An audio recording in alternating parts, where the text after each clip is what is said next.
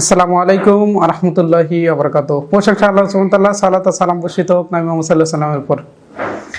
True স্কিলসের নতুন এপিসোডে আপনাদের সবাইকে স্বাগতম।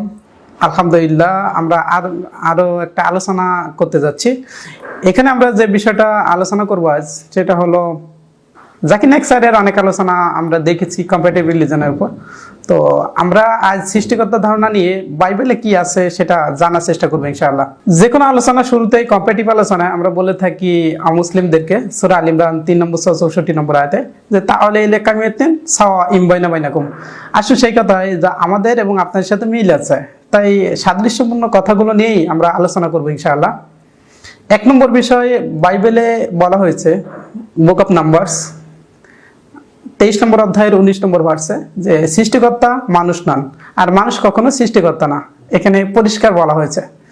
তো এটা দিয়ে নিশ্চিত করে বাইবেল কোনো মানুষকে সৃষ্টিকর্তা হিসেবে মানতে রাজি না, এবং বাইবেলের ধারণা অনুযায়ী মানুষ কখনো ঈশ্বর নন। যদি আমরা দেখি গসপেল অফ জন 1 নম্বর অধ্যায়ে 8 নম্বর ভার্স, সেখানে পরিষ্কার বলা আছে যে মানুষ কখনো সর্বশক্তিমান সৃষ্টিকর্তাকে দেখতে পাবে না। তাহলে এখানে পরিষ্কার যে সৃষ্টিকর্তা মানুষ না এবং সৃষ্টিকর্তাকে কখনো দেখা যাবে না। তাহলে বাইবেল অনুযায়ী এই বিষয়টা পরিষ্কার। যদি কেউ নিজেকে সৃষ্টিকর্তা দাবি করে তাহলে সে কখনো মানুষ হতে পারবে না। দ্বিতীয় বিষয়, তাকে কখনো দেখা যাবে না এই পৃথিবীতে। এরপরে উল্লেখ করা আছে বুক অফ আইজায়া 44 নম্বর অধ্যায়ে 6 থেকে 8 নম্বর ভার্সে যে যখন বিশ্বজগৎ ছিল না, শুরুতেই ঈশ্বর ছিলেন এবং সর্বশেষেও সর্বশক্তিমান সৃষ্টিকর্তা থাকবেন। তাহলে এমন একটা ঈশ্বর আমাদের কথা বাইবেল বলছে যেখানে শুরুতেই তিনি ছিলেন এবং যখন পৃথিবী ধ্বংস হয়ে যাবে তখনও তিনি থাকবেন। তাহলে এখানে পরিষ্কার যে সৃষ্টিকর্তা তার কোনো আদি বা শেষ থাকতে পারবে না। এখন আসুন, বাইবেল অনুযায়ী যীশুখ্রিস্টের একটা শুরু ছিল এবং যীশুখ্রিস্ট শেষ ছিল, অর্থাৎ যীশু ঈশ্বর নন। বাইবেল অনুযায়ী যীশুখ্রিস্ট মানব সন্তান অনেক জায়গায় বলা হয়েছে। আপনার যদি মথিউ পড়েন, লুক পড়েন, মার্ক পড়েন, জন পড়েন, সব জায়গাতে বলা হয়েছে যে যীশু হলো মানুষের সন্তান, অর্থাৎ যীশু ঈশ্বর না, কারণ সে হলো মানুষের সন্তান। মানুষের সন্তান কখনো ঈশ্বর হতে পারবে না বাইবেল অনুযায়ী। এরপর যদি দেখেন 1 তিমথিও 6 নম্বর অধ্যায় 14 এবং 15 নম্বর ভার্সেও বলা হয়েছে যে সর্বশক্তিমান সৃষ্টিকর্তা তাকে কেউ কখনো দেখতে পাবে না। তাহলে এটা নিশ্চিত করে যে যীশু ঈশ্বর নন, কারণ সর্বশক্তিমান সৃষ্টিকর্তা হিসেবে যদি যীশুকে দাবি করা হয় তাহলে এটা কখনোই ঠিক হবে না।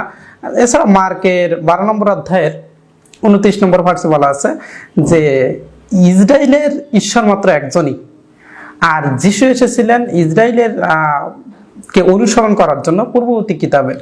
এটার উল্লেখ করা হয়েছে গসপেল অফ ম্যাথিউ 5 নম্বর অধ্যায় 17 থেকে 20 নম্বর ভার্সে যে মুসার শরিয়ত তিনি পরিবর্তন করতে আসেননি, তার পরিপূর্ণতার জন্য এসেছেন।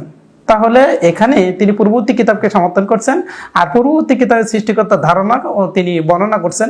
বাইবেলে কোথাও যীশুখ্রিস্ট বলেনি যে আমার ঈশ্বর এবং আমার উপাসনা করো, আমার ইবাদত করো, বরং যীশু বলেছেন তিনি মানব সন্তান, তিনি মানুষের ভিতরে সৃষ্টিকর্তা একটা নিদর্শন। বুক অফ অ্যাক্টস 2 নম্বর অধ্যায়ের 22 নম্বর ভার্সে পরিষ্কার বলা আছে যে যীশুখ্রিস্ট হলো সর্বশক্তিমান সৃষ্টিকর্তা, একটা নিদর্শন হিসেবে সর্বশক্তিমান সৃষ্টিকর্তা তাকে পৃথিবীতে পাঠিয়েছেন। তো এটা ছিল সংক্ষিপ্ত ধারণা বাইবেলের সৃষ্টিকর্তা সম্পর্কে।